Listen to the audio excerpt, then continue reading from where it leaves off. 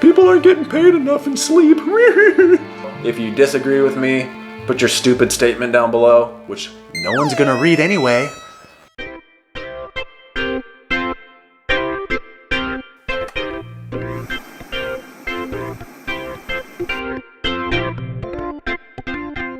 Hey there, this is the Lanky Lefty 27. My channel has to do with sleep and sleep related things. So first things first, if you like what we do here and you want to support us, you can do that with one of the links below, straight PayPal donation. You can support us on Patreon, or you can, anytime you shop Amazon, you can use our link, which will give us a referral fee for whatever you buy. It can be anything you want. Okay, so we are going to be doing a video on Medicare and why they want to kill you. Now, is this like completely an honest thing to say? Does Medicare really want to kill you?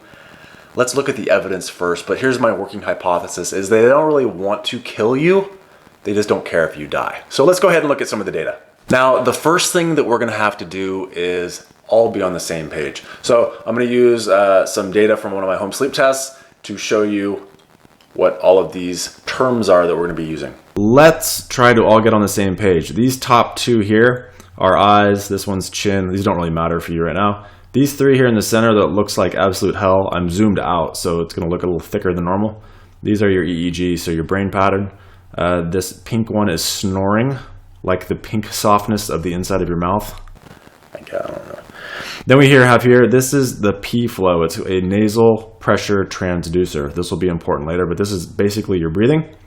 And these three here represent, if you've had a sleep study, the belts that you wear around your belly and the belt you wear around your chest. And then the other one that's going to be important, I'm actually going to remove these because we don't need them, and it's quite confusing. Okay, this bottom one is what we're wanting. That is the SpO2. This is the blood oxygen level. All right, so here we go. This is a RERA. Sometimes people use it interchangeably with UARS, which is upper airway resistance syndrome. Typically, you have a bunch of RERAs, and if you have a bunch of RERAs, those result in a diagnosis of upper airway resistance syndrome. But call it whatever the hell you want. Doesn't really matter. Okay, so this is a RERA. What you can see here is the person's breathing. They're asleep first. That's important. They're breathing. This breathing, you can see it greatly decreases. While it does that, the effort, being the respiratory effort, also decreases. Then it starts to increase here in this area, and then it results in a larger breath, a couple snores, a thickening here, and the EEG, which is an awakening. That is a RERA. What is also very important about this is that the SpO2, or the blood oxygen level, it only goes from 92, and it kind of dicks up here. It goes from 92 to 91. There's only a 1% desaturation, but it was clearly a respiratory event, and it clearly caused an arousal. That is important. So next you can see a hypopnea. Now, if you look at the two together, they look identical. Yes, yes. The one exception to this being, down here you can see this is 98%, and it drops down to 92%. So that is a drop, pull out your calculator, of 6%. To have a, depending on what rule you're using, what scoring rule, and we'll get into the confusion of this later, a RERA, it is anything, it is a 3% desaturation or less, and to be called a hypopnea, it is a 4% desaturation or greater. And so other than that, they look the exact same. And let's just, for giggles, we'll go ahead and look at this. This is an obstructive apnea, complete cessation of breathing, also results in an arousal in this one. And right here you have a blood oxygen desaturation. It goes from 99 to 85. So, you know, that's not good. Let's look at good old Mr. RERA. Who discovered it? Do we care? I don't know. So this is the article I'm going to be referencing. It has a lot of good information. It's from 2014 in the journal Clinical Sleep Medicine. And first things first, Dr. Guilleminault. I'm just screwing with you. It's Dr. Guilleminault, like guillotine, and then in Frenchy, it's N-A-U-L-T is clearly, it's a sound. If you're curious what the guy looks like, this is Dr. Guilleminault. S'il vous plaît, you want to have a RERA? I'm just kidding. That's not Dr. Guilleminault.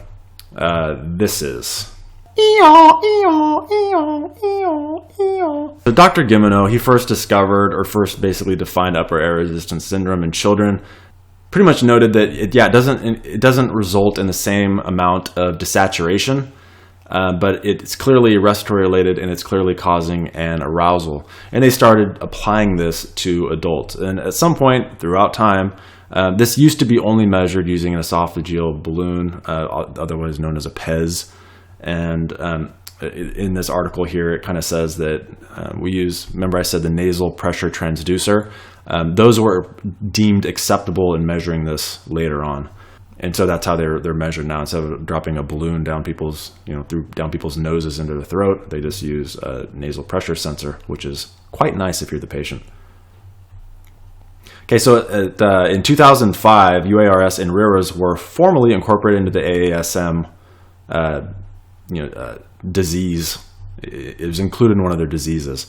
And so because of that, the RDI was added, and it includes everything that the AHI has, which is apneas, hypopneas, mixed apneas, and central apneas. It also includes RERAS. And so this is going to be a more liberal term.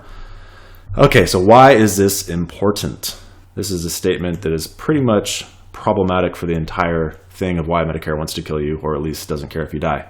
AASM published a policy declaring that the scoring of RERAS is optional because RERAS are specific but relatively rare respiratory events in individuals with moderate to severe, basically, apnea.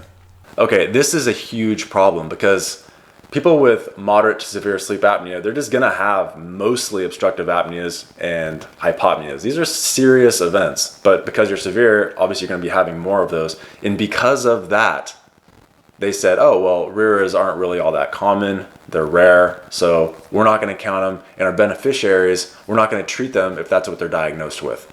So basically, they're not counting them at all. So even though we know that they clearly cause arousals and they clearly disrupt your sleep, Medicare decided because of that one statement, they're not going to cover people that are diagnosed with upper airway resistance syndrome. And so if you have an AHI of like around 5, we'll say less than 5, and I've seen this a lot, and an RDI of somewhere in the 50s or 60s, Medicare is not going to treat you. They're not going to pay for your treatment. And so you're off on your own. In fact, you're not even going to get a diagnosis because the doctor's not even going to touch it. Very problematic. One of the things that occurred with this, trying to make up for it, and this is where it's like they're trying to put rules upon other rules to make it right. They have two different scoring methods. So there's scoring rule 4A and 4B. And one of them is that you can have hypopneas that are 3% because they lessen the standard form, but RERAS aren't even scored, which, as you can see in my example, you had, they're usually like a 1 to 2% desaturation anyway for a RERA. So you're not going to count them anyway. So there's going to be all these spontaneous arousals being scored, and you'll see those on your report. Those are probably RERAS that weren't counted, or you can use the other scoring rule, and that is at 4% hypopneas or more, and 3% and less is going to be scored as a RERA. But if you're Medicare, you are screwed if you have that. What you also have is that other insurance companies will follow what Medicare does. They'll call them, oh, we follow Medicare guidelines. And so you're like, oh, cool, man, I have this other insurance plan. But they're oftentimes the exact same as Medicare. And if you have a high RDI, they're not going to treat you. You have to have a high AHI as well. So does Medicare want to kill you? Or do they just not really give a shit if you die? I think the last one is certainly fair to say. And I think that the regulation of this is certainly problematic for the patient, for you. And this is just something I thought you should know. All right, I'd like to know what you think. What do you think about this? So if you agree with me, put your awesome comments down below. If you disagree with me, put your stupid statement down below, which no one's gonna read anyway. Hey, please like this video and subscribe to our channel, and tell a friend. Tell a bunch of people you know about this Medicare rule, this stupid ass Medicare rule. And hopefully we can get it changed. Hopefully we can get people treated. Again, please like and subscribe to this video, and catch you later, I guess. I don't know how to end these things.